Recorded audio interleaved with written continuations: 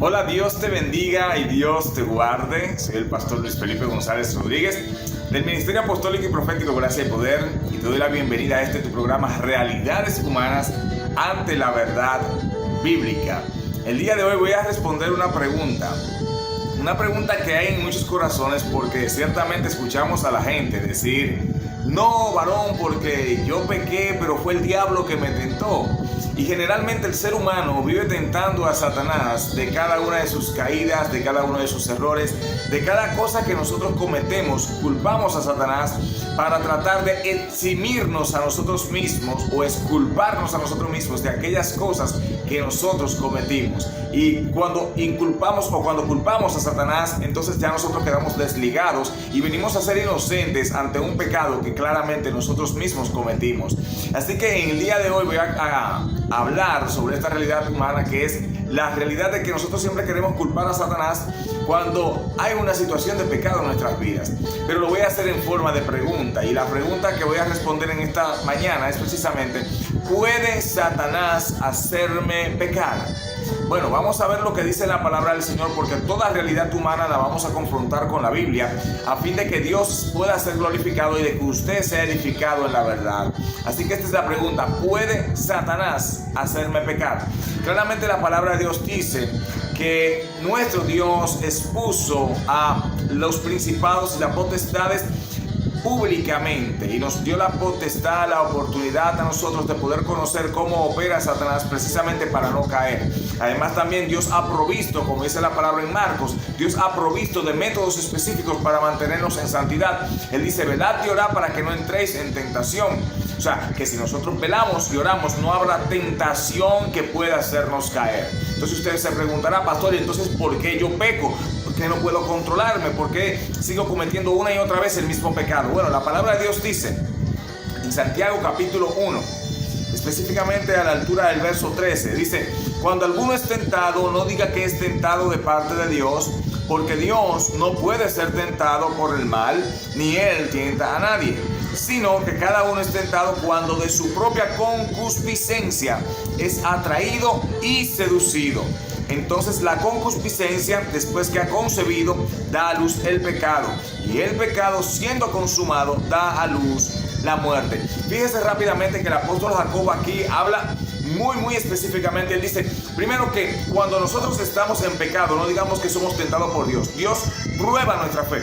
Dios está poniendo a prueba nuestro libre albedrío. Cuando usted está frente a una situación pecaminosa, Dios está con eso probando su libre albedrío. Si usted en esa libertad que usted tiene para actuar, usted decide permanecerle fiel a Dios o usted decide pecar. O sea, es una decisión propia que el ser humano toma. Dice el apóstol Santiago muy claramente, y él lo deja claramente expresado precisamente para que nosotros no tengamos una excusa. Él dice allí que cuando somos seducidos y atraídos por nuestra propia concupiscencia.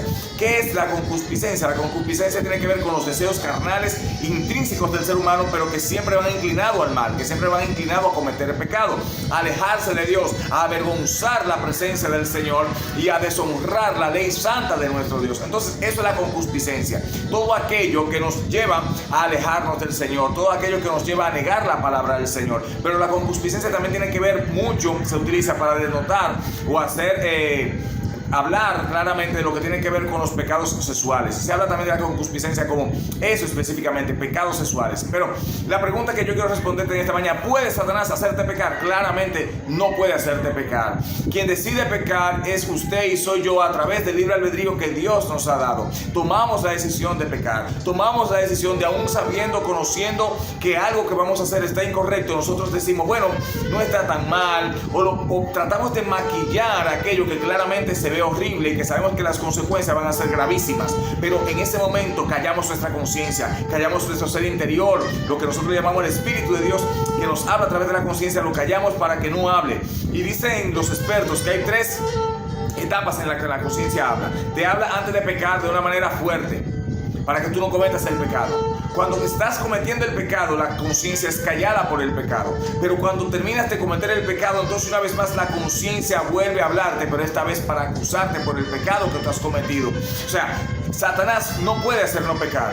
Él jamás tendrá fuerza o poder o autoridad sobre personas que han sido lavados por la sangre de Cristo. Claro, Él opera libremente en aquellos que están en el mundo, y aquellos que están en el mundo aún así también tienen el libre albedrío y toman la decisión de pecar. Tampoco Satanás puede hacerte pecar. Ahora, Satanás utiliza tu concupiscencia, utiliza aquello que está dentro de tu corazón, y él lo magnifica de una manera tal que tú ves algo hermoso el pecado en ese momento, y hace que ignore de manera voluntaria, y digo voluntaria porque es usted que lo ignore de manera voluntaria aquello que está mal para poder cometer el pecado. O sea, todo pecado proviene de un corazón precisamente no circuncidado, de un corazón que no ha tenido un encuentro con Dios, de un corazón que no se ha lavado por la sangre de Cristo, con un corazón que no conoce a Dios y por tanto no desea guardarse para Él. Pero el hombre de Dios o la mujer de Dios que conoce a Dios busca guardarse para Él. Y usted se preguntará, pastor, ¿y entonces por qué peco? Porque usted lo decidió, porque usted y yo decidimos alejarnos del Señor. Y fíjese de algo, los hombres de Dios y las mujeres de Dios que han caído en pecado, del tipo que sea, todo esto trae una constante degeneración espiritual. Se ha descuidado el ayuno, se ha descuidado la oración, se ha descuidado la lectura de la palabra, se ha descuidado la búsqueda de la presencia de Dios, y esto debilita al hombre o a la mujer de Dios hasta un punto tal que no saben en el momento que cayeron, pero cayeron. Y por eso en esta mañana quiero exhortarte lo que dice la palabra en Marcos claramente: velad y orad para que no entréis en tentación. Dios ha provisto herramientas específicas para defendernos de la tentación, y es velando y orando y meditando en la palabra, como Él le dijo clarísimamente a Josué. Así que no culpes a Satanás de aquellos pecados que ha cometido. Él sí va a utilizar tus propios deseos para hacerte pecar, porque Satanás conoce los pecados y los deseos pecaminosos nuestros, y Él va a utilizarlo para llevarnos a su terreno y hacernos cometer el pecado con nuestros propios deseos carnales.